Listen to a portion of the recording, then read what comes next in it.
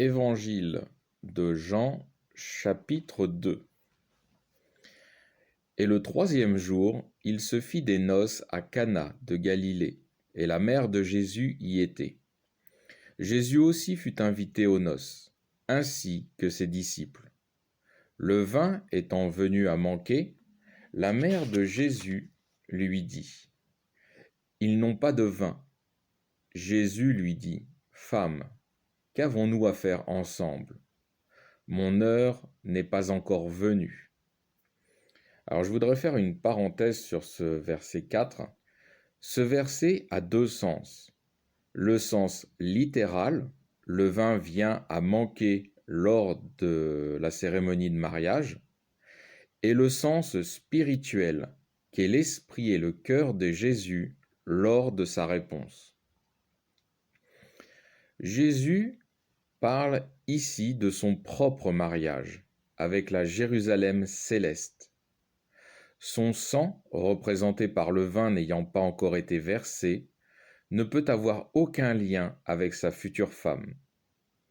Il faudrait voir ce verset comme si la fiancée, représentée par la Jérusalem céleste, disait à son futur époux, qui est le Christ : « Marions-nous tout de suite », alors même que rien n'est préparé, ni même elle, puisque l'Église n'est pas encore constituée.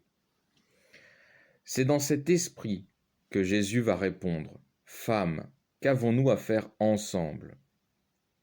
Ou d'une façon moins agressive à notre époque : « Ma chère femme, le moment de nous unir n'est pas encore arrivé, car les préparatifs de notre alliance ne sont pas encore terminés. » Il n'y a rien de déplacé dans ce verset, juste Jésus dont la vision et le langage sont toujours célestes.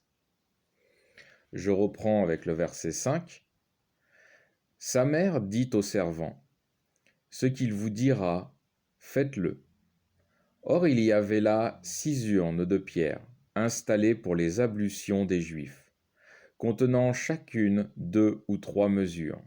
Jésus leur dit : « Remplissez d'eau les urnes. » Et ils les remplirent jusqu'au haut. Et il leur dit : « Maintenant, puisez et portez au maître d'autel. » Et ils emportèrent. Quand le maître d'autel eut goûté l'eau changée en vin, et il ne savait pas d'où il venait, mais les servants qui avaient puisé l'eau le savaient. Le maître d'autel appela l'époux, et il lui dit : « Tout le monde sert d'abord le bon vin, et quand les gens sont ivres, le moins bon.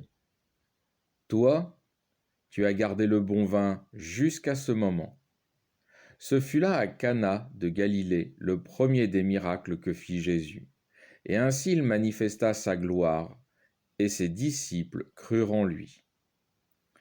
Après cela, il descendit à Capharnaüm avec sa mère, ses frères et ses disciples, et ils n'y restèrent que peu de jours. La Pâque des Juifs était proche, et Jésus monta à Jérusalem. Il trouva dans le temple les marchands de bœufs, de brebis et de colombes, et les changeurs installés. Ayant fait un fouet avec des cordes, il les chassa tous du temple, et les brebis et les bœufs.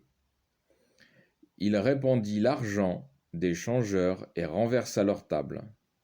Et il dit aux marchands des colombes : « Enlevez cela d'ici.